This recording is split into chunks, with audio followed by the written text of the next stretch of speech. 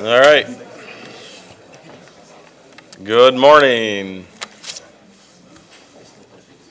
So before we start here this morning under Rule 1.2, we are going to move items 5 and 6 for number 3 and 4 under approval of the minutes. So numbers 5 and 6 will go as 3 and 4.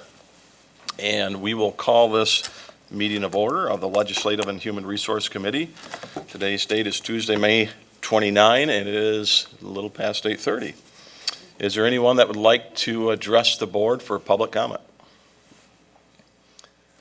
I was going to say, seeing no one, we will close that part before DeAndre shows up to the meeting. So do we have a motion and support for approval of the minutes? Motion by Teal, support by Pakla. Any comments, questions? If not, all those in favor say aye. Aye. All those opposed? Last meeting's minutes have been approved. All right, we will go to the Kent County Community Action. Al.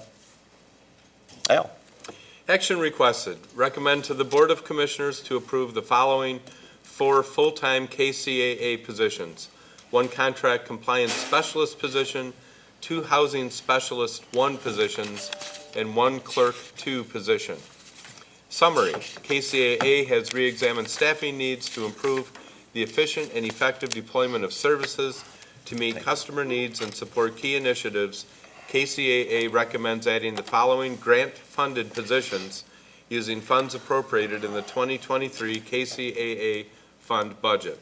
A brief description of each requested position is attached.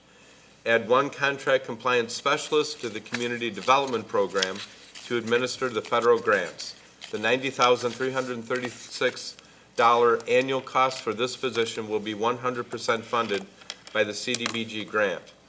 Add 2 housing specialist 1 positions to support the Housing Rehabilitation Program and the Lead Abatement Program. The $205,410 annual cost for the 2 positions will be 50% funded by the CDBG grant and 50% funded by the ARPA grant. Add 1 clerk 2 to provide administrative support for the Lead Abatement Program. The $63,902 annual cost for this position will be 100% funded by the ARPA grant.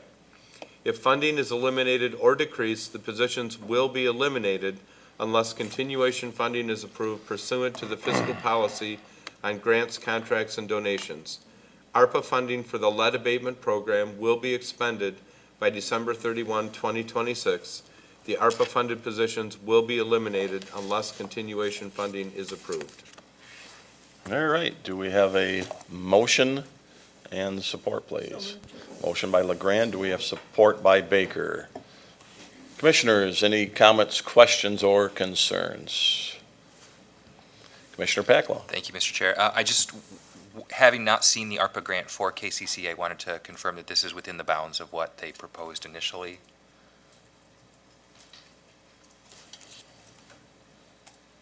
Hello, Chad Kaufman with Community Action. Yes, so with the ARPA grant that's been awarded actually to the county to address lead abatement, staffing can be included in that cost. So we have $3 million to initiate the lead abatement or lead remediation program.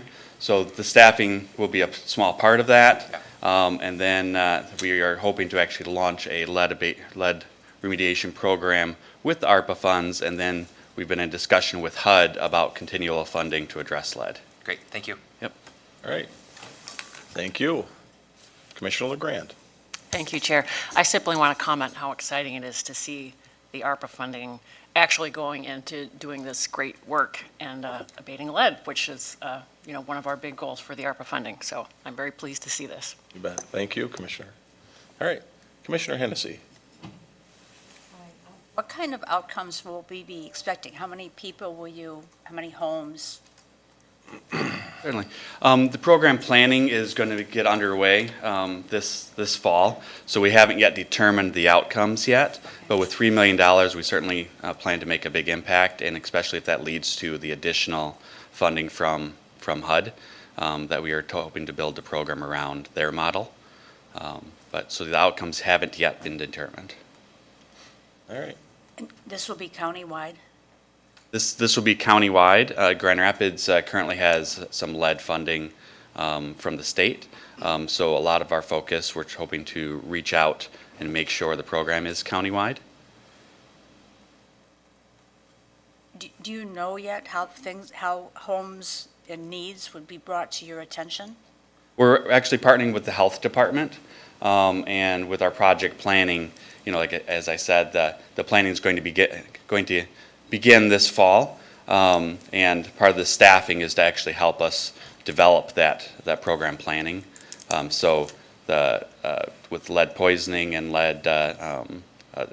plenty of lead structure or lead paint structures in the county, there's going to be a lot of activity, but the focus is yet to be determined once the planning gets underway. But you'll be working with the health department? Correct. We're working hand in hand with the health department on this project. Correct. Thank you. All right. Any other commissioner comments or questions? Not, thank you, Chad. Appreciate you answering those questions. If there's no other questions, all those in favor say yes. Yes. All those opposed? Has been approved. All right, we will go to the Department of Public Works. Commissioner Vanderberg. Action requested, recommend to the Board of Commissioners to convert 2 part-time scale house attendant positions to 1 full-time scale house attendant position at the Department of Public Works. Summary of request. The Department of Public Works has 5 full-time and 3 part-time scale house attendants with differing start times, providing Monday through Saturday coverage at the North Kent Transfer Station, Waste to Energy, South Kent Landfill, and the Recycling and Education Center.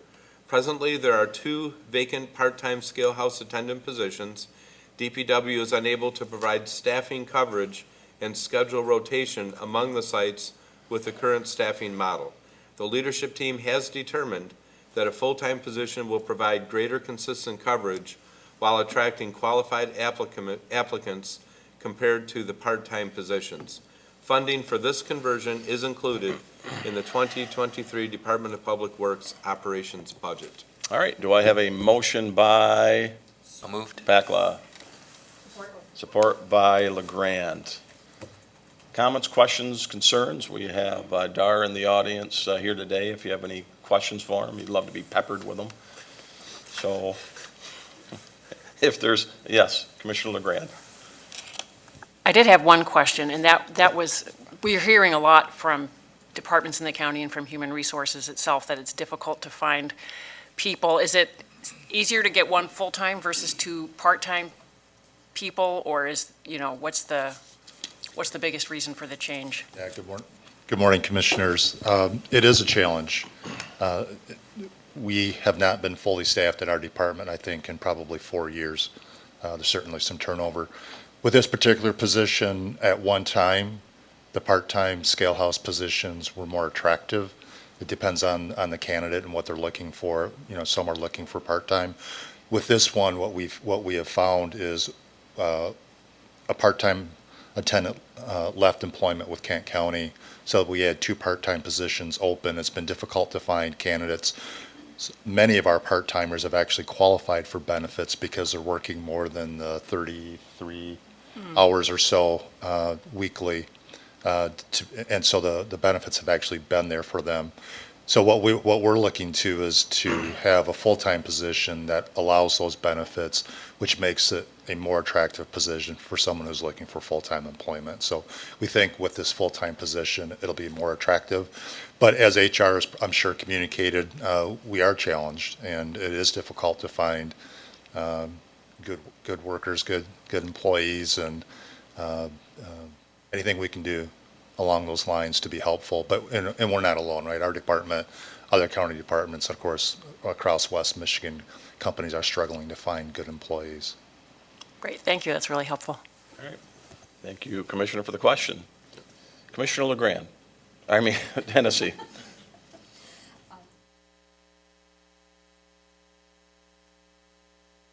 Talking about attracting qualified applicants. So my opportunity here is to ask exactly what does a scale house attendant do, and what kind of skills do you need for this? Yeah, it's a great question. I think the department could do without me once in a while, probably, some would argue, every day.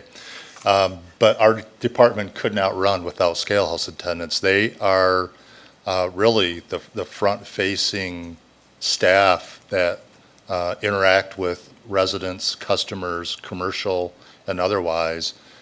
Any trash load, recycling load going across the scale, the first opportunity that we have a chance to interact with our customer is at the scale, and that scale house attendant is ensuring that, one, what the material coming in is appropriate and proper, two, that we're charging correctly, and three, that the right commercial account or the right transaction cost is being applied to that. So they're our first line of defense in making sure that the right material is coming across the scale. For example, if tires come through, we do accept those, but there's a different charge. If a mattress comes through, we do accept those, but it's a certain charge. We don't take hazardous materials. Customers have questions. We run commercial accounts, and our annual budget's roughly about $55 million a year, and the majority of that is tipping fees. So our scale house attendants are receiving cash, they're handling credit, and are really, in some ways, I would say a cashier, but so much more than that, a customer service representative, representing the department, the county, and of course, making sure the transaction goes smoothly as our commercial haulers and our residents are using our facilities. Thank you. Thank you. All right, was that a request for an application, or is that? We are hiring, by the way. Yes, yes. Yeah, if you're trying to get somebody out of the house part-time or full-time or. I love it. Thank you, Commissioner Hennessy. Any other questions? All right, thank you, Dar, appreciate it. Doing good work at the DPW. Commissioner Packle and I are on that board, and exciting to be there. A lot of work that'll be coming ahead to this board over the next month, 2 months. So, all right. If not, all those in favor say yes. Yes. All those opposed, that has been approved. So next, we are going to Public Affairs Associates. We're going for our legislative update. Becky Beckler, the older sister.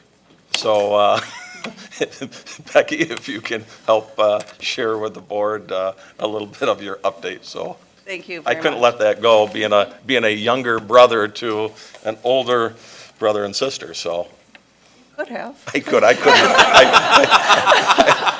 couldn't do it. Well, good morning. It's nice to be here. By way of introduction, Becky Beckler with Public Affairs Associates, one of the managing partners. We have had the opportunity to work with the county for about 30 years, and we are very happy to do that. We have 9 professional lobbyists. While you'll see my face most of the time, please know that there are others working alongside on this contract. Scott Breslin and Jeff Brownlee are also assigned to this contract, but at any given time, you could see any one of the 9 individuals depending on the issue. So we appreciate the opportunity. It has been a very busy 2023. It's transformational, if you will. For the first time in over 40 years, the Democrats have controlled the House, the Senate, and the governor's office. So there's been a lot of policy issues that have been building up with the Democratic Policy Office, and they were ready to go on day one to start moving those policy initiatives. I think everyone knew that they would probably be successful. I think what has surprised most people in Lansing is the pace with which they have been moving those initiatives. And I just wanted to review quickly what they have done so far as we sit here in early May. They approved legislation to repeal the 1931 ban on abortion. They've codified the 2022 Supreme Court decision that bans discrimination based on sexual orientation. And in Michigan, that would have been amending the state's Elliott Larson Civil Rights Act to encompass protections for the LGBTQ community. They've also passed legislation to reinstate the requirement that the state construction contractors pay union wages. In 2018, under GOP control, they repealed right to work as well as prevailing wage. And just last month, the Democrats reinstated both prevailing wage and right to work. They also passed a gun safety package. I think it was expedited clearly by what happened in February at Michigan State University, but that included mandatory waiting periods, background checks, safe storage laws, and a red flag laws, which aim to temporarily prevent people who pose a danger to themselves from having firearms. There's a second package of bills that we don't know whether that will get action as quickly. that goes much further. It's a package that ban assault weapons, limit the size of gun magazines, and also ban guns in schools. But we haven't seen any activity on those bills yet. In addition, they passed two major supplementals. The first was in January, and the original purpose of that was simply to close the books from the 2022 fiscal year. But that quickly ballooned into a $1.8 billion supplemental. And the biggest piece of that was part of a SOAR package, which is the state's economic development, which gave $200 million for a paper mill in Escanaba. They also added money in to reduce blight to cities, added some affordable housing, and created a state fund to prevent drinking water shutoffs. And then in March, there was a second supplemental. A lot of that gained attention because of the $300 million to support Ford Motor Company building a plant in Marshall. And then they also included significant amount of money to recruit and retain healthcare workers. On top of that, they approved some tax implications as well. They phased out the retirement tax over 4 years that started this tax year, as well as increased the federal match on the earned income tax credit to 30% from 6%. So that's a pretty hefty agenda as we sit here in early May that they've already accomplished that. So now they're turning their sights onto the budget. They want to complete the budget by early June. By statute, they're required to complete the budget by July 1st. However, there are absolutely no penalties to that. It was simply something that the legislature kind of self-imposed. We do believe that the pace at which they're moving the budgets, they probably will get to that time frame. All budgets have moved out of the subcommittees, and this week on the Senate and House floor, they plan to move them out of these chambers and then move them into conference committee so that they're ready for the revenue estimating conference, and that will happen on May 19th, of which economists throughout the state as well as the House and Senate fiscal agencies will determine what the state budget will be for this year, and then the subcommittees will receive their target numbers, and then they can begin to finalize individual budgets. For the county, we're looking at several items within the budget and following them, and I'd just like to quickly review them for you. Currently, revenue sharing is probably our biggest item within the budget. The governor proposed a 17% increase. 5% is ongoing, 5% is one time, and then 7% for public safety, which totals about $285 million.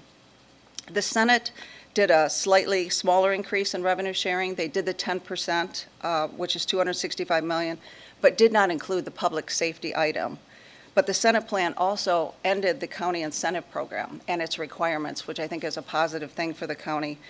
And the Senate version also recommends a new program within the Department of Attorney General to assist communities with high crime by allocating $10 million for 45 full-time positions. Fortunately, the House just concurred with the governor, so we do have some items of difference, but that still is great news on revenue sharing that we should see a pretty significant increase. In transportation, while the governor did not propose any funding for local roads, the House did add $400 million for local road preservation, and they will have it determined by population, not PA 51. The Senate added slightly less, which is $150 million for road funding projects, but they only did it to the 6 most populous counties, which Kent County is included. The chair, Veronica Kleinfeld, is a former county commissioner from Macomb County, and she wanted to identify the fact that those 6 counties probably pay larger into the transportation fund, but they don't always see the benefits from those payments. So that's good news. We've got a chair that's looking out for some of the larger counties that provide most of the resources. Within the Health and Human Service budget, the governor proposed a 75% reimbursement to the child care fund. Right now it's at 50%, and both chambers agreed with the governor's recommendation. So we feel pretty comfortable with that recommendation. For local public health funding, the governor proposed $30 million for the state's share of local public health. While the Senate followed the governor's recommendation, the House cut that in half to almost $14 million. So we need to be mindful of that to make sure that that gets fully funded at the $30 million. Within the licensing and regulatory affairs budget, indigent defense funding falls within that. And the governor proposed $72 million to increase that MIDC grant funding as a response to the state approval of Standard 8, which is the Attorney Compensation Fund. Both the House and the Senate rejected that approach, and I think it's important because that funding will identify what the state counties are required to do. The House includes $57 million increase, totaling the MIDC budget to $206 million, and the Senate included $59 million increase. The reason this is important, because the MIDC grant funding that is allocated to counties, as long as it's fully funded, counties are required to use standards 1 through 8. If it is not fully funded, then the county does not have to comply with standard 8. So we need to closely monitor that, because I know that is a significant increase to Kent County's budget. While there's been very few policy committees because of the budget and because of these other major policy initiatives, there are some bills that have been introduced that I believe the county should be mindful of and watch. One of them actually is coming up in committee today. And it's a longstanding bill that has been reintroduced, I think, 2 sessions now. Legislation to preempt local control over sand and gravel mining. They want to take that away from local control and move it to a State Department of Eagle and have them do the permitting. That's something that has been a significant fight in the legislature. It is up this morning in the House Regulatory Reform Committee. We believe that'll probably pass out of the House pretty quickly because of the sponsors. We don't know quite yet how the Senate will view that, but that's something that we may want to watch. Legislation has also been introduced to establish a statewide septic code. The bills would require inspection of residential septic wastewater systems every 5 years. This is also a reintroduction from last session. Our friend and colleague, Representative Phil Skaggs, has introduced that package. He has indicated that he wants to work with stakeholders. I think that's something that he'll probably work with over the summer, but it's something that we need to be very engaged in and be able to express some of our concerns. We also believe that on Thursday, there's going to be a significant package introduced dealing with the Governor's Task Force on Juvenile Justice. And so as soon as those bills are introduced, I'll make sure I get them to you for your review, because that could have some implications on the county. I don't have the details of that yet, but I'm assured that on Thursday, I'll get a full review of that. So there's a lot going on. I'd be happy to answer any questions or get any additional information if I've not provided it today. Wow, huh? I went through it as quickly as possible. You did a nice job, and there was a lot to cover in a short 5 months that all these changes have taken place. So, commissioners, comments, questions? Commissioner LeGrand. Chair. I want to talk about some of the MIDC funding questions, and I'm wondering if you could elaborate a little bit on Standard 8 and what would result if we need to comply with Standard 8. That deals with moving up or increasing attorney fees within the county for the Indigent Defense Commission, and it's something that I've been told by the county would drastically increase the county's budget. But the state and the House have not fully funded that, so unless they fully fund it, then the counties do not have to comply with that. I think there are individuals here that can probably give you more detail on the county end, but there seems to be concern that the MIDC's costs are significant, and there doesn't seem to be any type of hold on that. They continue to increase, and from a legislative perspective, they're very worried about the tremendous cost that this may be on the state budget. So it's simply a compensation question? It's not, there are no implications for like a standard of support that the attorneys would have to provide indigent defendants? I think there was somebody here that might be better to answer that. Let me start, because this came up first in 2011, and then we had a big battle over this in 2012, because the state was looking at the 10 American Bar Association standards at the time and wanting to implement those. Basically, the first proposal would have required counties to send a whole pile of money to Lansing, and then they were going to assign attorneys to indigent cases from Lansing. And we really pushed back hard, both from a local control standpoint and from a cost standpoint. And then it kind of morphed into legislation that was going to cost us all the money to implement.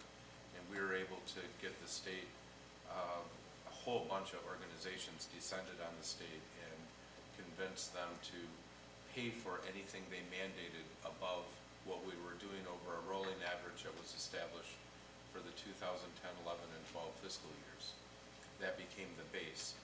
And then about 5 years later, they amended that, they amended that to provide that for a 4% increase. And so we do have to pay that 4% increase on cost. And then they started implementing the standards, and they have been good to their word and as what the law requires them to do as far as paying us for each of the standards that are implemented. But for example, things like paying for training, for privately contracted counsel that does this type of work. Also, with one of the fifth one was they didn't want judges to oversee the appointment process of counsel to the defendants.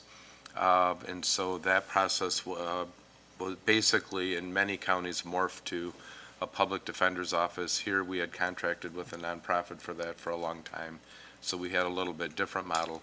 But just a whole bunch of different standards regarding how appointments and education and that service is delivered. And it arose out of, I think in West Michigan, we're doing a good job of this, quite honestly, but they kind of, when this initiative started, they picked a few anecdotal cases around the state where there were problems with this function and laid a statewide solution on top of everybody to deal with it. That's kind of the 50,000-foot view, I think. I don't know if you have anything to add, Linda, or? Al's got the universe right. Standard 8 deals with actual billing rates. Historically, Kent County had done a per case amount, and Standard 8 moves us to an hourly amount with certain caps. It's still significantly different than your private attorneys, but this will, the idea is to make sure that the attorneys that take these cases get paid for their time and therefore provide a good defense. But shifting it to an hourly rate is what Standard 8 is about. That's what I was looking for. Thank you. That's great. And then just a follow-up question. Is there any talk that you hear about reforming the court funding, which I know is a can that's been kicked down the road for many years now? Is there anything brewing there? Unfortunately, not significantly. I'm fearful that they may continue to kick that can down the road, but there are legislators, especially former county commissioners, that are interested in long-term solution versus just continuing to move it down the road. But we haven't seen that addressed in any meaningful way yet. Okay, thank you. All right, Commissioner Bourget. Thank you, Mr. Chair.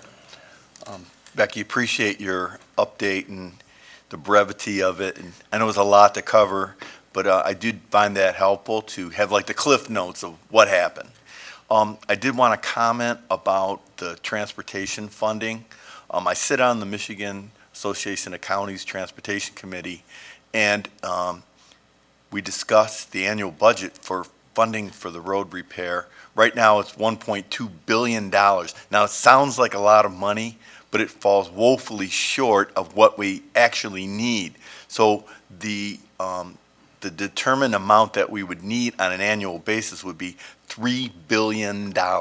So we fall $1.8 billion short on that funding. So to hear that the legislators, are putting some more money towards road funding, it's still woefully short of what we actually need to fix the darn roads. So for anybody out there that's anticipating that we're going to fix the darn roads anytime soon, it won't be happening.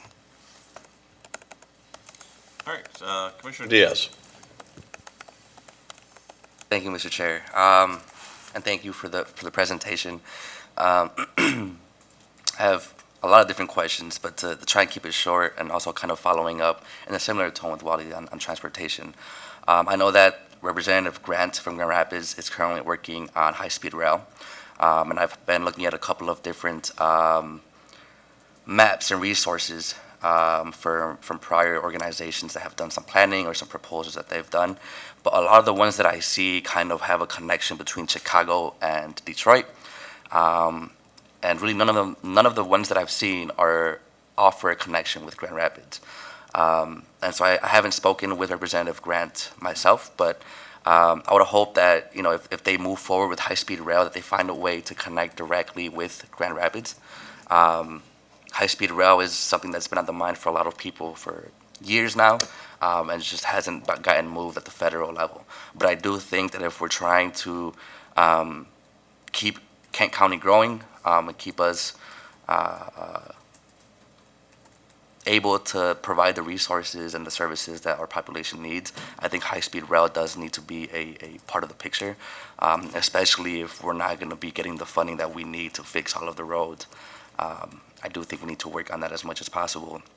I did want to ask specifically, though, on the mining permitting, because I believe we all got emails from MAC about potentially opposing that. And I guess I was left with some questions around why this was even being proposed to begin with and how it would or wouldn't affect Kent County specifically.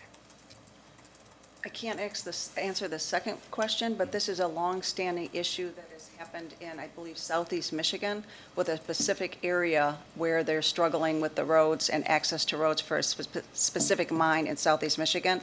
So it's really coming out of another area of the state of Michigan that is causing this legislation to be introduced. How it could affect Grand Rapids and Kent County, I guess I will leave that to the leadership, but I just wanted to bring that attention. It is opposed by all the local units of government, MAC and MML.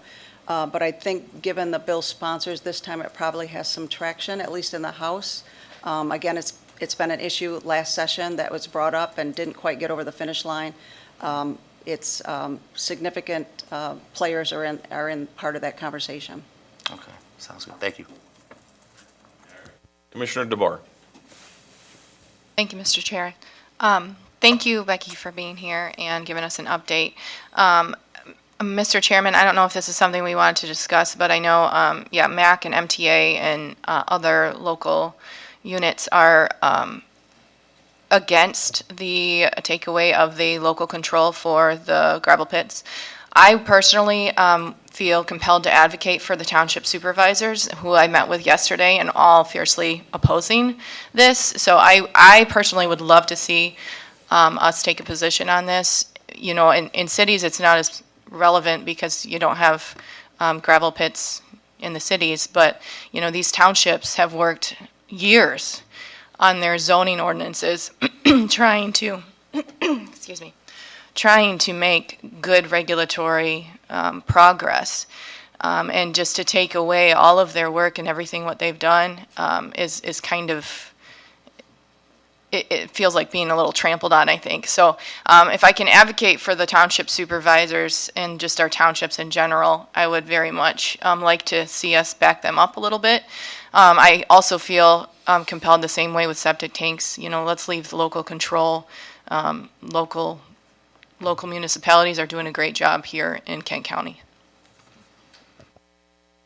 All right, thank you, Commissioner. Any other comments or questions? Commissioner Hennessy.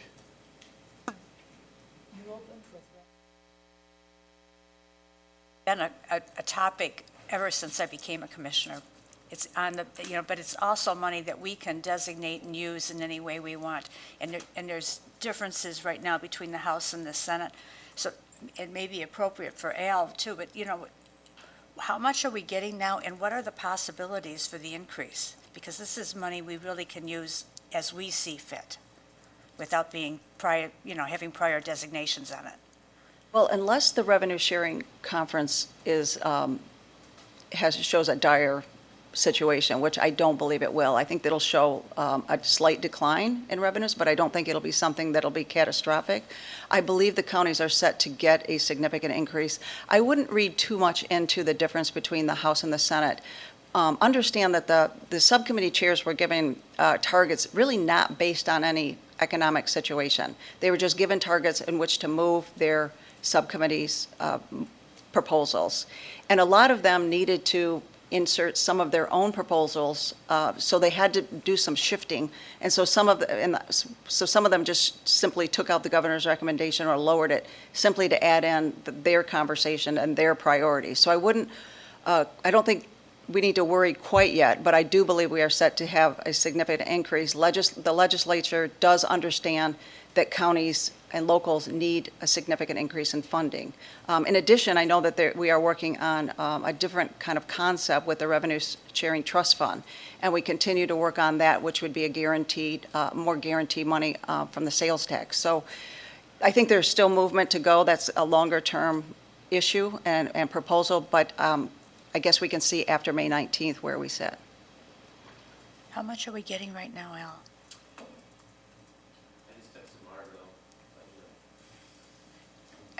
$12 million strikes me as being sort of one of those consistent things, but it's been up or down from that in prior years. But Yeah, it's fluctuated, So- which is why so- I want to give you an accurate number. Yeah, it has fluctuated. It's been one that we've not been able to predict with real dependability for years. That is correct. It has fluctuated, not to this, this increase probably is the largest I've seen in many years. Okay. And we've still been catching up to 2,000. We went through a period where we got cut dramatically, Yes, and so yeah. Well, I'll be following that one because that really is an increase that would be very meaningful because it's not priorly, have prior designations on its use. It's a major priority we'll be following, absolutely. And the reason it is so difficult over time, over your whole time as a commissioner and even beyond, is that it also represents a very large pot of money that the state can conveniently use to balance a budget. Yes. And so that's why it has fluctuated like it has over time. All right, commissioners, any other comments, questions, or concerns? I guess maybe the only question I have, how are we doing?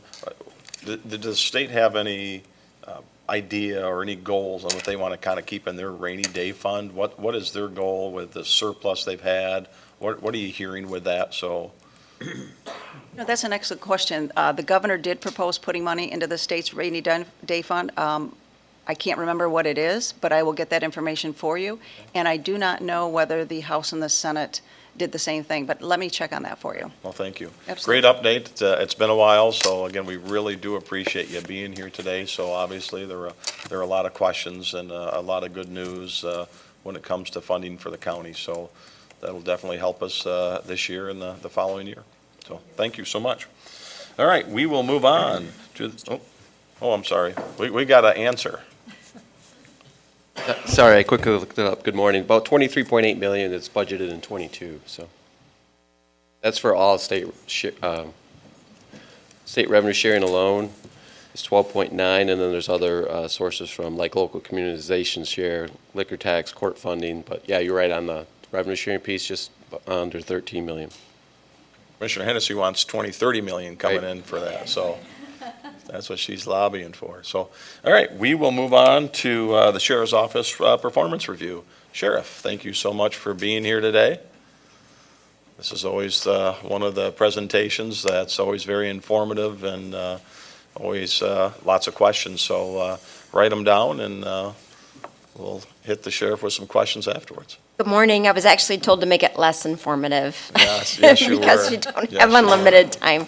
So a little different presentation style this year. We're actually going to break this into 3 different presentations.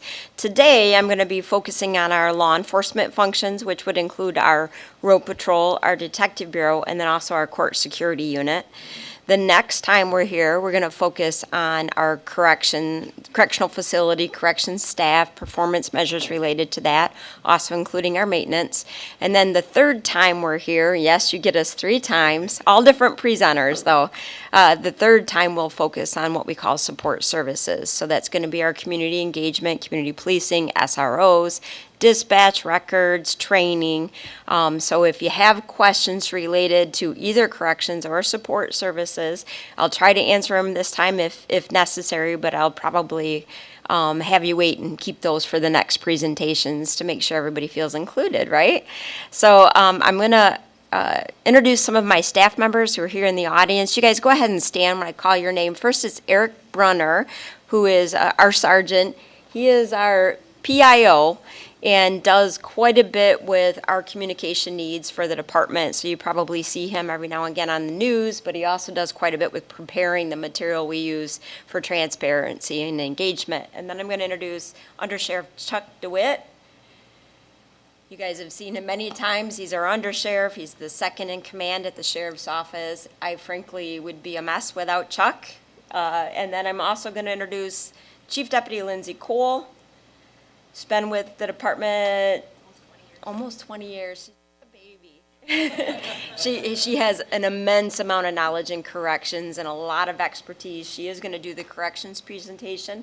And our newest chief deputy, Brian Muir. And Brian comes most recently from support services as a captain, but has a whole bunch of experience in investigation and law enforcement too. So he's going to be joining our team, and I feel very, very blessed to have everybody here. What you'll hear from me today is a little bit about our values, vision, and mission.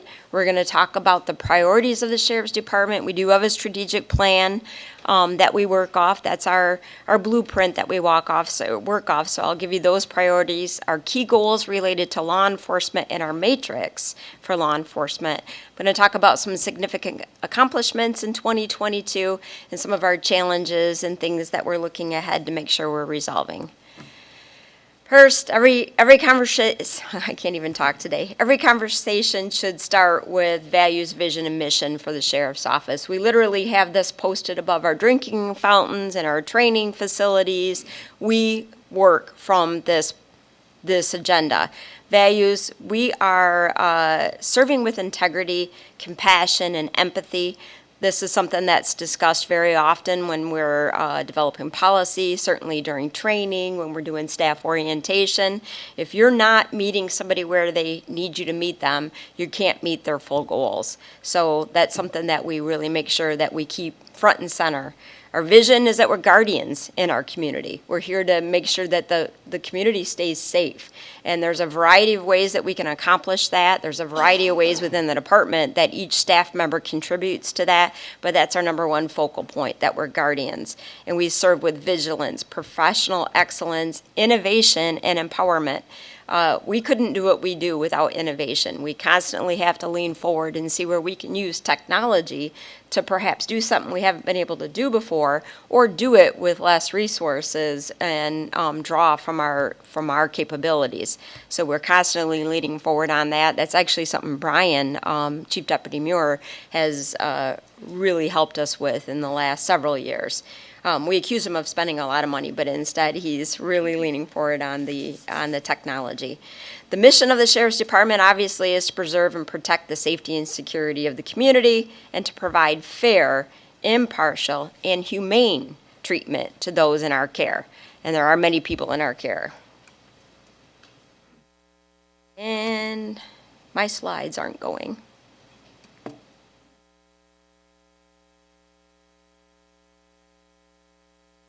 Yeah, right?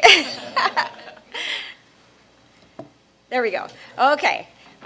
So here, I'm just going to throw this up here. This is compared to your strategic plan and the priorities under your strategic plan. You can see there's a lot of synergy with what we're saying as the Sheriff's Department, but we are an elected office. We do create our own strategic plan. I certainly take into account our funding body and what your guys' goals are, but I think all on our own, we'd probably come up with a lot of the same things. But our number one priority is public safety. You're going to hear mostly about that today with the resources we're talking about. But community engagement is right up there on our list. And the reason for that is we don't know what to focus on until we're hearing it from the community. And law enforcement, corrections, community police, and SRO, they evolve literally every day. And if we have an agenda that we're going to do what we do regardless of what we're hearing from the community, that won't be very productive for anybody. So we really keep an ear to it. We make sure that we're evolving. But we have to provide effective, efficient, and fiscally responsible, that's for Jeff, fiscally responsible services. And we really have to work hard to make sure we're leveraging all of our resources in the best way possible. That constantly changes for us. We have a constantly changing environment that we're working in, resources that we have to work in it with. So it's a heavy load for administration. And then we also have to keep in mind resource and infrastructure sustainability. So that's the buildings, that's the equipment, that's the stuff we have to plan really far out for, especially in a correctional facility. But the biggest resource we have is our people, and about 80% of our budget goes to people, and that's something we have to accommodate pretty significantly for right now. All right, what did you do? Because this is not turning for me. Hold on a second. There we go. Public safety goals. We have to leverage our resources, be guardians to our community. A lot of this I've already said. Effective and adequate resources to meet the needs of the community in an emergency. So you can be the best department you want to, right? I do the best training, we give the best orientation, everybody looks shiny and clean.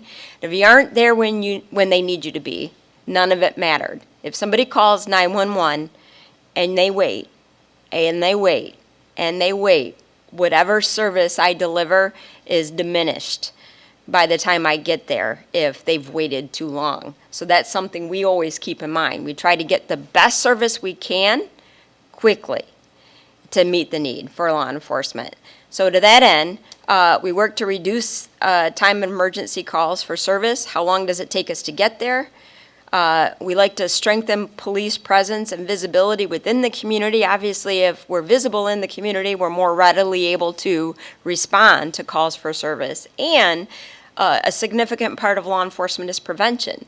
I'm going to pick this neighborhood versus that neighborhood because there's a police presence in one and not the other. We try to make sure that we're visible and people know we're going to be here. We're going to respond if you have a need. So let us know what that need is. Communicate with us that need. And I could go into a bunch of theories about when, I don't know if you've ever heard the broken windows theory, but it's something that we fall back on often in law enforcement. If there is no visible police presence, there often won't be as many calls for service because people give up. They think you're not going to come anyway. Why should I bother to take my time to report it? So you need to be visible enough that people use you. So our number one matrix that we report on are our response times to our priority one calls. As you would imagine by the name, a priority one call is our priority one. We have to get there as soon as possible. It's generally those emergency kinds of calls, things that are in progress and need to be intervened with. So an abduction, abuse, animal attack, robbery, suicidal, weapon offenses, drowning, ECHO, which is like a medical emergency related to heart, an escape of a jail, burglary, occupied, bomb threats, and crimes in progress in general. So these are the most important things for us to get to very quickly. You can also see on your screen our priority 2 calls. They're slightly different, but both of them are emergency responses. But that would be an assault, a domestic assault, prowler, shots heard, not fired at somebody, but shots heard, obscenity, endangered missing person, burglary unoccupied, meaning like an outside building or a house that's not occupied. Urgent assist would be another agency, or maybe a fight in progress. Both of them very serious events that we need to get to quickly. So our objective is to get to our priority calls within 11 minutes. And obviously you can see we're at 11:23. So when we originally set this goal, it's been now a number of years, about 5 years ago if I'm remembering correctly, it was a stretch goal for us at that point. And it really took us quite a bit of analysis to stage officers in the right place. But I think it's always important that you realize when we talk about this that I have only so much latitude about where officers are dispersed. The vast majority of our law enforcement staff are contracted services. So that means a township or a group of townships work together to pay money to have officers in their township. And then we have general funded officers that work in any of the townships, although they do have patrol districts. So what we tweaked are the patrol districts of the general fund officers. And we were able to bring our response times down. And actually you can see in 2020 they fell below the 11 minutes. They sustained that in 2021, but in 2022 we were really quite pressed to remain anywhere in the 11s because of staff shortages, turnover that caused a lot of difficulties filling our staffs. Beyond that, obviously traffic was substantially reduced in 2020 and 21 even in terms of road projects, but in 22 everything was fully recovered. And as much as it's hard to understand when there's construction, it might be frustrating for you getting to and from work. Maybe I can't go to the store I normally go to. Maybe I can't take this road. But in an emergency response, roads that are closed really can add a bunch of time to how long it takes us to respond and what ways we can get there with additional resources. So these are all things that factor in, but I think the largest factor in us increasing above that 11 minutes was the turnover in law enforcement personnel. And I'll get to that a little bit on an additional slide. So this next slide, I know there's a lot to look at with this slide, but this just kind of in general gives you a distribution of number of calls in townships where we responded to calls for service. These are priority 1 calls, and there's obviously a variety. There's 63,000 calls in total, so these are really just focused on our priority 1 and priority 2 calls in all townships. And here is our priority 2 list. Then I'm going to get to this next slide so you can kind of see where things are changing over the years. Now, I will tell you in most cases, you got to take 2020 and throw it out if you're comparing it to other years, because dramatically different service delivery happened in 2020. Some of that was because we didn't go to all the same calls. Some people didn't call us to their house because they were afraid of having somebody to their house. But usually priority 1 and 2 calls, they need us there, so we had those calls. But you can just kind of see it's relatively stable. There are some improvements between 20 and 22, with 21 being in the middle there.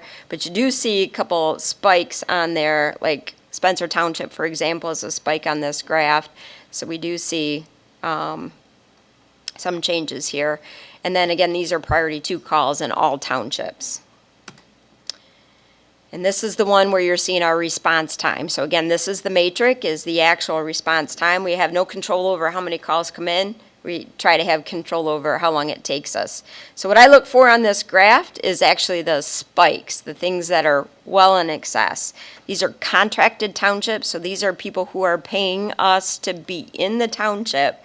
So what you would notice from some of these spikes is perhaps the number of calls, the level of need in that community is now exceeding their contracted amount.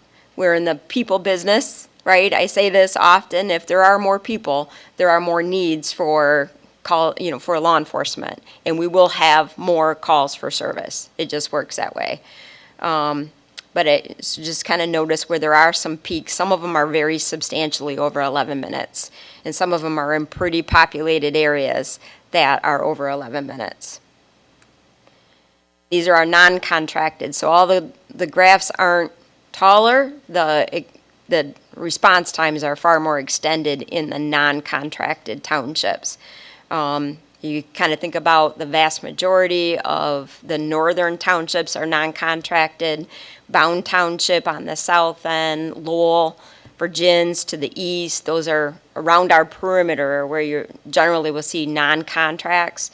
And those are very difficult areas to have somebody present, because the numbers won't pull you to those corners, but the response time then becomes very extended when you're going from the last call for service to the next call for service.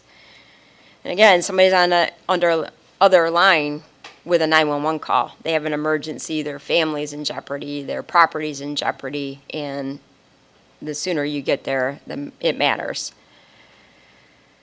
Again, priority 2. 31-minute average on these priority 2 calls here in Oakfield. The next thing we're going to talk about is, all right, so we got there. Do we resolve the cases that we've been called to resolve? So that is generally calculated in terms of Group A and Group B kinds of calls. This isn't my listing. This is from the NIBRS, which is National Incident-Based Reporting System. That's what we report to on crimes, not calls for service, but again, now these are crimes. So, and that means an officer has determined there's probable cause to believe that a crime has been committed, and then we'll work it as a crime. So Group A, you'll see, are the serious crimes: murder, kidnapping, criminal sexual conduct, robbery, carjacking, felonious assault, motor vehicle theft. Big circle around motor vehicle theft. We've had a number of these. And then Group B. Group B are, they're crimes. They're things we have to investigate and follow up we have to do. But they're not generally the whodunit. They're the things that we just have to work through the process. So our objective, and again, we do this based on state averages, national averages, but we want to maintain a clearance rate of 27% for Group A violent crimes. And you can see we have maintained that, but it is dropping. And it's dropping and I'll give you the example of motor vehicle, there's so many of them that we just don't have the resources to spend on every incident of it that we want to. And so every case that isn't solved is a family didn't get their case resolved. Next thing, Group B, we try to have 57% of Group B crimes resolved, and so we're at about 62, but again, we are up from 20 because it was difficult to do crime resolution in 20, but we are down from 21, and it is remaining to be difficult for us to resolve these crimes, but we're going to keep working on it. This is a busy screen, so I'm sorry about the busy screen, but it's only here to point out that we have now put up a dashboard. And you can find this on the sheriff's page through Access Kent. I'm going to give Under Sheriff Chuck DeWitt a lot of credit for this. This has been his project for the last several years. And so on the website, this is live data, as live as our reporting of it, though. So it does take us about a month to get to the point where we're posting it to it. This is the law enforcement page, but there's also information on there about jail, about dispatch, and we're adding pages to it all the time. So if you have any questions about this, Chuck can answer all of those questions, but we think it's important people understand what we're working on, how we're working on it, what our success rate is, and kind of what kinds of services the sheriff's office has. So here's our next really, really important matrix, and this is use of force. So just as a relative understanding, we had about 63,000, almost 64,000 calls for service. That's how many times somebody asks a law enforcement officer to come out to their house. Might not be a crime, but whatever's going on, we've been called to that house. 63, almost 64,000 times. That's up 4,000 from 21 and 11, almost 12,000 from 20. So people growing, calls for service grow. But all that to say that we try to use of force in less than 1/2%. Less than 1/2% of circumstances. And you can see in 22, that's down below 35% now. 0.35%. So less than 1/3 of a percent is what we are using force in those cases. That's largely attributed to our training, the work that we've done with staff to understand other skills than using force. We talk a lot about critical thinking. We work a lot on how to make better decisions, or maybe a wider scope of what the circumstance is so that we can avoid using force. Certainly preparing officers to use force more effectively when necessary, to avoid getting into a life or death circumstance if we can. But I'm pretty proud of the staff for this statistic. It continues to be our focus. Court security is the final area that I want to talk about. I don't have a matrix for this, but I just think it's important that you see the change in services that we're seeing. Juvenile is probably the big circle.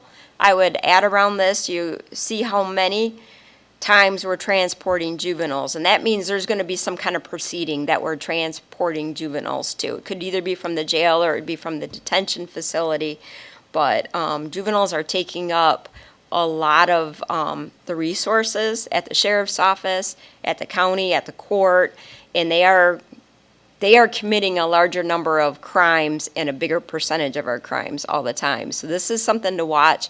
It impacts the entire system, and this is where there is a gap of resources for right now. Significant accomplishments. So we have hired 75 new patrol deputies since 2021. And just to put that in perspective, my total number of deputies on road patrol is 110. 75 of them have been hired since 21. I'll add a stat that isn't on here. We have 16 sergeants assigned to road patrol. 14 of them have been promoted since last April.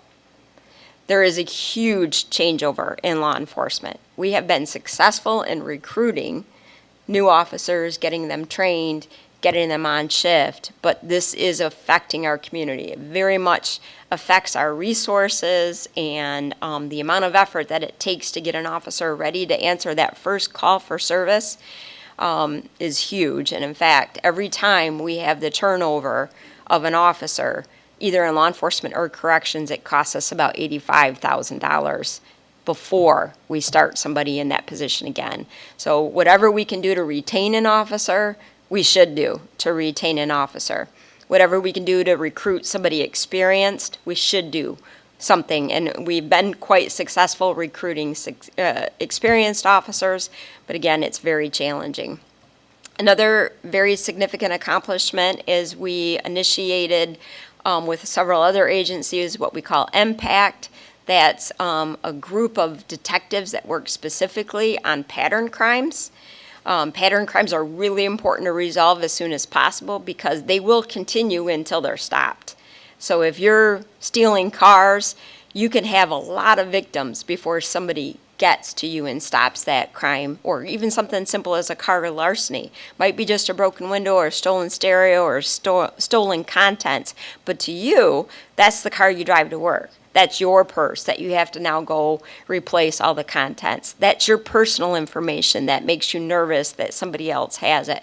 So these are very important crimes that we have to work together, and we've been able to make several successful arrests and prosecutions based on that collaboration. I also just want to point out, Friday night, we had our annual awards. We awarded 3 different groups of individuals for life-saving. We had, I think, 8 officers that received Department Bravery Awards. We had a Department Valor Award. We had 2 Combat Stars. And we've just been notified this week that Michigan Association of Chiefs of Police and Michigan Sheriff's Association will be recognizing 2 of our officers for distinguished service this year. So I'm quite proud of the staff. I can't believe how lucky I am to be in Kent County and work with the group of people that I get to work with every day. What questions do you have? All right, thank you, Sheriff. I'm Close to sure 50. there'll be a few here. So Commissioner, gotta be a couple questions here. Diaz. Thank you, Chair, and thank you, Sheriff. It's good to see you again. You mentioned a couple of things in this presentation. I apologize if one of my questions is not for this section, and it should be for one of the other ones. If it is, feel free to let me know. Unfortunately, every week now we're dealing with another incident of a mass shooting. Thankfully, we haven't had one in Kent County, but unfortunately, I have to say yet at the end of that sentence. I wanted to ask you, do you feel that your department is prepared for an incident like that? Do you have, I've seen examples, videos, unfortunately, of other places throughout the country of officers who, as soon as they realize that a suspect is shooting with a high-powered rifle, they have to then turn around and flee and call for backup or deal with it in a different number of ways. So I was hoping that you could speak to that, to the preparedness in Kent County, to your department's thoughts on high-powered weapons. And then secondly, you mentioned the broken window theory.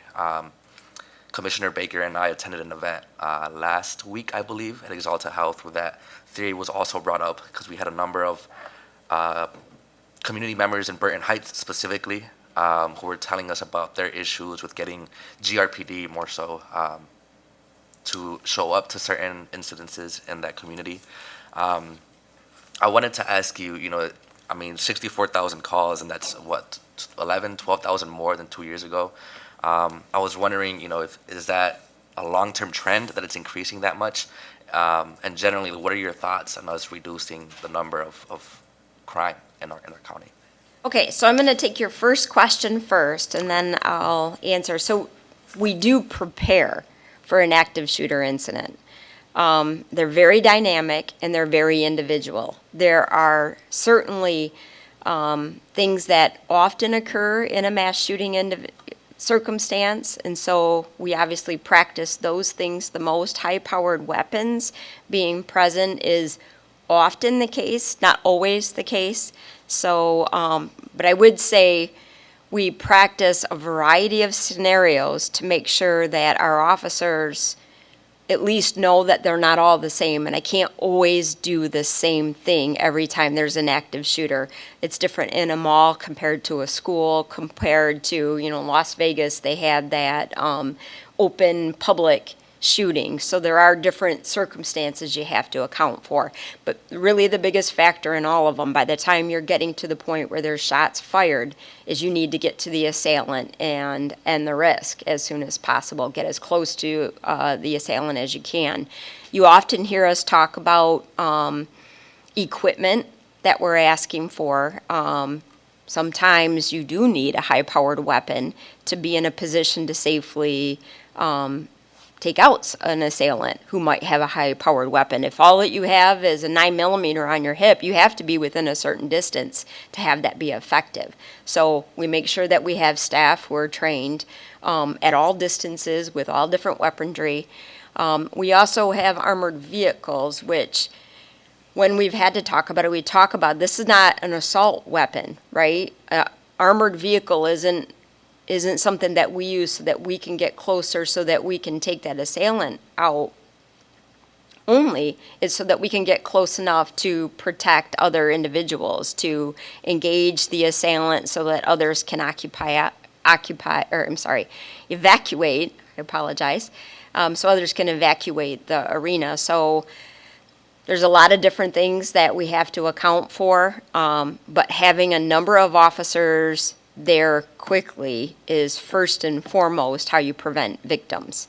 So we work in conjunction with other agencies in the community and practice in concert as well, so that we're all on the same page. But can I say that there's not a circumstance that would happen that would cause us difficulty? All of them will cause us difficulty. These are not circumstances that agencies are staffed up for. We don't have extra resources roaming around Kent County that could easily, within a minute, get to any given area and end the threat. That's why we have school resource officers on site in many circumstances too. That answer that part of the question? Okay, growing trend. I think, and I would say, yes, I know particularly in the city, there are two factors that are a big problem right now. Staff turnover is not a Kent County Sheriff's Department thing. It's a national law enforcement thing. And then inability to recruit new officers coming in is also a national law enforcement thing. Young people do not want to go into law enforcement right now. Who could blame them, given what we've seen on the news and, and now it's a very trying time to come into law enforcement. So it's a challenge we're all faced with. But I would say when I talk to young people, and we do talk to young people every day, we talk about the fulfillment of serving that individual that you're standing in front of, that moment they needed you, what it feels like to fulfill that need, and try to take the focus off the unmet needs and work on doing the best we can to meet the need we're in front of. But it's difficult to do it when we have a huge percentage of increase. Look at the number of people moving into Kent County. Look where they're living. People need services. And it's not like there's economy of scale like there is in a lot of other industries. You might be able to pool resources and serve a larger population with fewer resources in a lot of areas of county government, like a park, for example, that can be available and used by more people than generally are, so you don't have to add parks necessarily. Law enforcement is very different. It's based on the number of people, it's based on calls for service, and it's important that you meet the need or people will stop calling. Did I answer your question? Thank you, Mr. Chair, and thank you, Sheriff, for being here. I had two, I think, quick questions. The first is, I'm wondering if you could talk a little bit about how the metric targets were chosen, the 11%, or the 11 minutes, 27% clearance, and then 1% use of force, and how often they're updated. I'll start with that, and then I'll ask my second question. Okay, so averages, national and local averages is where we got the clearance rates and the national averages where we got the priority one response. It's really important that if you're looking for those kinds of benchmarks to compare it to, that you understand we're a sheriff's department, we're not a city police department. Because if a city police department put 11 minutes on there, most people would be surprised generally because most cities have very small coverage area. We're 850 square miles that we're covering, and we do provide the primary law enforcement for the largest number of people in Kent County than any other department. So, but that's how we got it, was averages. That's great. The second question, and this might be for the third presentation here, but I represent East Grand Rapids, which has Reeds Lake on it, which is serviced by the Marine Unit of the county. I'm wondering if we have any metrics that we report out or that would be available on a dashboard or somewhere. I didn't see any immediately there about responses or patrols on the lake in East Grand Rapids or in other spaces around the county as well. It's often a question that happens to come by way of elected officials when residents are noticing boating behaviors. So I'm curious if we have metrics or conversations happening around that. We do not have a matrix. So this is used to be a somewhat funded thing through the state where we'd get a lot of resources to do marine patrol. I want you to keep in mind that the mandate for a sheriff's office is body recovery, not marine patrol. Yeah. So that's why we have a dive team. We have a marine patrol as a relationship with the state, and we kind of take that on from the DNR. We're contracted out to do it. Those funds have been diminishing and, in fact, have come down to almost nothing. So now that's almost fully borne by the sheriff's office. It is available for contracted services. We can add hours and put boats out on any given lake, and there are, like Lake Bella Vista, for example, used to do that. But without that, we do random patrols in random lakes all over the county. I have 2 crews that work some hours, all part-time staff. We don't have any full-time marine patrol staff. So I would say our coverage is quite limited given the number of waterways here in Kent County. And to add it would be money. Yep. That's Just very like helpful. everything Thank is. I didn't answer use of force criteria. So we realize that our biggest liability in law enforcement and also corrections, you're going to hear another matrix in corrections, is when there is a use of force. You know, somebody's injured, there's even an accusation that the officer did it improperly or misapplied the need to do use of force. So it became a focus of our study in our own department probably a decade ago. And then we thought we could make some improvement. So we set a stretch goal to get it to 1%. And when you see in our slide, we're so far below 1%, it's because we have constantly worked hard at making sure we're doing everything we can to instruct the officers, again, critical thinking, strengthening, and then practice using de-escalation techniques. And I'm very proud of where we're at with that. Great, thank you. Commissioner Hennessy. I was particularly intrigued by your talking about this relatively new program, Impact, and, how you say, a catalytic converter that's stolen here is related to in a pattern with the catalytic converter stolen here, and then how you work across jurisdictions and to identify and to work together to solve. I was intrigued by this program. Yeah, and we've done a couple news releases on this program. It's been very successful. It's not a brand new approach. West Michigan has a huge history of working in collaboration between departments. We don't all shine in the same place, but we're able to work together and be a force multiplier. But these pattern crimes have actually increased over the last couple years. And some of the pattern crime groups, like the car theft groups, for example, are responsible for some other very serious crimes against people. Or we had smash and grab armed robberies. We've had a couple murders related to these pattern crime groups. So we really started to redeploy some staff from some other investigative teams and focused them on these pattern crime teams. We've been very successful working together. And again, that is important to realize when we think about these officer shortages are happening countywide. So we don't have the resources to investigate them all individually and stop these trends. So putting our resources together has been important. How do you identify what's a pattern? And then how do you then approach? Who's the lead? Is it the city of Wyoming? Is it the city of Grand Rapids? Is it your department? Or how do you coordinate that? Yeah, I mean, it's a detailed answer, but we have analysts that help develop different patterns to work on. All of our major departments have analysts, and they study the calls that are come in. Maybe if there's a commonality between what that MO looks like, or a suspect description, or maybe a car, and then they try to work on the things that there seems to be a clear pattern. If it's something very serious, there might only be one or two incidents, but they're still going to look at, is there a pattern to this? And they'll start working it. The team is actually led at this point by a sergeant in Wyoming, because there was a sergeant in Wyoming that worked, we had a check group. They worked bad checks. Obviously, you don't hear too much about bad checks anymore, so we converted that to a pattern crime group and then added resources. So that was the supervisor that was involved in that group. They remained in place, and now we're building the pattern crime unit. Thank you. All right, thank you. Commissioner LeGrand. Thank you, Chair. I have a couple different questions, and I apologize if you mentioned this and I just missed it. But the new facility that we're opening in the north of the county, you are going to be using that. Are you using it already?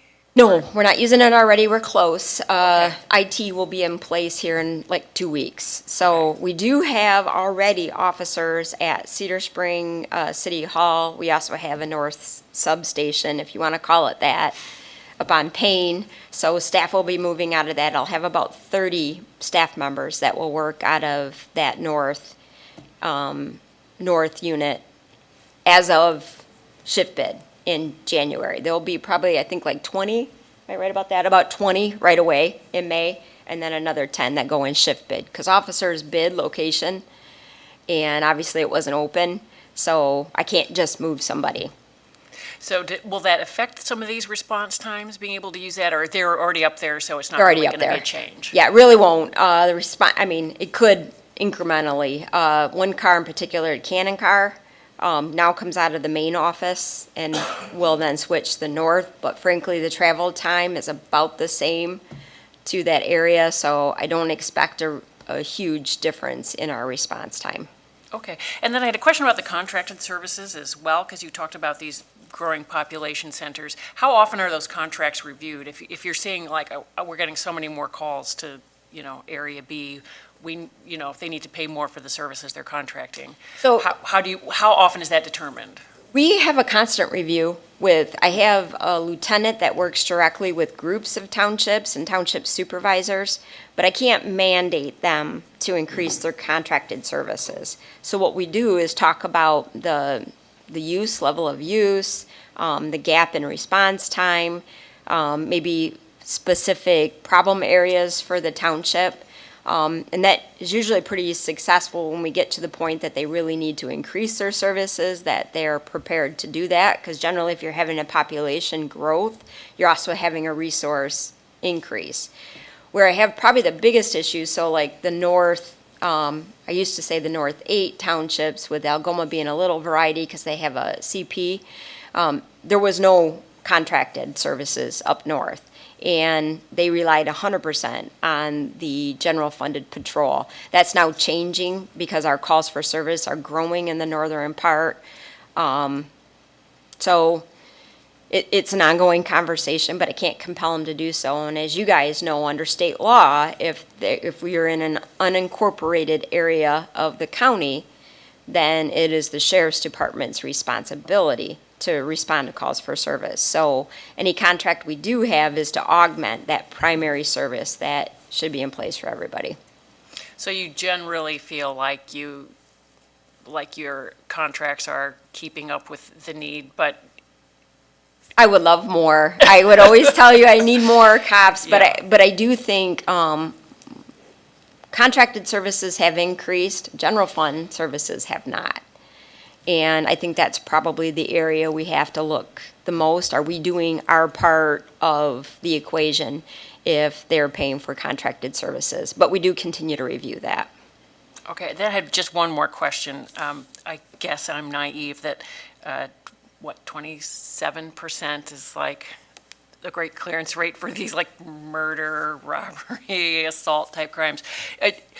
Are there categories within that group of crimes that more of them are resolved? Yes. So can you just elaborate on that just a little bit, kind of? Give us a Very picture? rare that we don't solve a murder. Okay, It's pretty rare that we don't solve a rape or CSE first or second, but it's not that uncommon that it wouldn't be solved if it's a CSE fourth. They're all put together in one category. okay. There are some individuals who don't want to participate in prosecution, so that case might not be cleared if it's an assault of some sort. So, but there are a number of crimes that do go unresolved. Particularly, I'll give you the biggest category would be like home invasions, where somebody's house gets broken into. The vast majority of those don't get solved. And they could be solved if I had enough resources to put into it, but there's also some point where you have to move on to the other cases. Our detectives carry, I think most of them have about 85 cases on their workload right now, at a time. Not over a year, but at a time. So we really work the ones that, one, are the most invasive to a person, and then second, that are solvable. Great, thank you. Okay, Commissioner Boujak. Thank you, Mr. Chair. Michelle, you've done a great job in leadership at the county sheriff's position, and I appreciate that in everything you say, you talk about customer service, putting people first, and I think that truly is the mission. You're dealing with people. And Eric, Chuck, Lindsay, Brian, you guys, you have a great, great boss in the sheriff's, and she appreciates you. I know you've done a lot of work trying to educate and inform the commissioners with your efforts to give us tours of the jail and tours of your Kent County Sheriff's Office. So appreciate that and all the information that you sent us for this presentation. I did also want to say congratulations on your successful recruitment. Evidently, Kent County Sheriff's Department has a reputation statewide. If you're a law enforcement and you're in law enforcement and looking for new employment, evidently they're coming to Grand Rapids, coming to Kent County, because they know that we have a very well-run, excellent sheriff's department. I made the mistake last night of looking at all this stuff before I went to bed, and there's all these charts in here, and all night long, I kept tossing and turning and dreaming about these charts. And I woke up at 5 o'clock in the morning, and I said, I get it. What about the charts? I looked at all these charts, and it's pretty obvious. Look at this. The consistency of these charts. And I think that's important. Showing that there's not any trends this way or trends this way, and showing that across the board, the Sheriff's Department is operating over time in a very consistent fashion. That speaks volumes to what you're doing as a sheriff. The 11-minute goal for response time, I mean, could you possibly make that 10 minutes and 38 seconds? I'm sure you're working towards that, but like you said, you're covering 750 square miles, and that's an achievement at 11 minutes is great. And our 911 response center, I had an opportunity to tour that. 15-second response by our 911 center is amazing. And I sat in a meeting with the Michigan Association of Counties, and we had a representative from the railroads who evidently toured our 911 center here recently. And in that meeting, he was speaking about how well-equipped and how well-run the Kent County Sheriff's Department is in that 911 center. We have the most amazing equipment and technology in that center. And to know that we are safe and we are well, funded, it's an amazing thing. The Kent County Sheriff's Department is so blessed with having this commission and this administration be supportive of all the things that you're doing. And I can't speak enough about, what you've done and your leadership. So thank you very much. And obviously, Commissioner Bujak will always be a supporter of the Kent County Sheriff's Department. My number one priority as a commissioner is the Kent County Sheriff's Department. Thank you. I just have to say, what I do as a sheriff pales in comparison to what that staff does every day, and the boots on the ground and the service delivery, and they're the reason that we're safe. They're the reason that people support the Kent County Sheriff's Department. I'm just lucky enough to be at the top right now, so I appreciate them, and starting with this whole crew I introduced. They're really wonderful people whose goal is to help. So. Commissioner Bujak is available for your new promotional video. Good, Eric, you got his name. Or any public service announcement. I really appreciate that, Commissioner. I love your passion. Commissioner DeBoer. Thank you, Mr. Chairman. Sheriff, I just wanted to thank you and your team and really all your deputies. You guys do a great job, so thanks. Thank you. I appreciate that. All right. Are there any other comments, questions, or concerns? Sheriff, great. I love the presentation. Thank you so much. I either paid more attention this year or it was different. I really liked it, so it was very informative. The number of new officers that you've put out in the last year or 2 years, absolutely a staggering, incredible amount. You think about that inexperience, right? Not everybody's coming in as a rookie, but that inexperience that's coming in and that training program and that resolve and that patience and that calmness a new officer has to have. I'm always amazing when I see some of these videos on how controlled your deputies are. It's absolutely amazing to me. So again, I appreciate that, appreciate your training. I wrote so many different things down. Obviously, it would be great to get our rural townships a little bit more on board with contracting for services. And I'm understand that even when they contract for services, it might only be for 6 or 12 hours a day during high peak times. So when we see those higher call numbers, it could be they're also on a call 5 miles away, so another officer, somebody somewhere else has to come. So again, very, very impressive data and information. I know the sheriff's always open for phone calls or talks or communication, so please reach out to her if you have any questions regarding the Sheriff's Department. And just kind of a quick question, how are things going with the inside jail improvements, the locks? I think there were some ARPA dollars coming. I know that's probably going to be later on, but I'm just hoping some of those resources are reaching you and some of those improvements are being made. If you can maybe give us a Sure, quick update. and so corrections is our next presentation next time we're here. But in general, we have started the door replacement project. Finally, we were able to get the doors in, the locks in.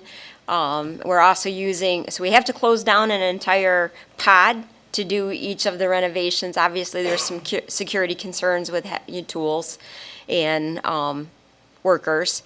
So we close it down, the doors are being replaced. We've also taken advantage of that time to do a new paint job, so it looks bright, fresh, clean for everybody. I think there's some new carpet going in to some of those areas, and we expect to be fully complete in about 18 months, but the doors are working as planned, which is my big anxiety that kept me up the night before we first started installing these very expensive doors.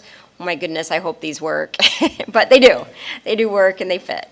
So we're excited about that and some of the other projects like the school radio projects that equipment's been ordered.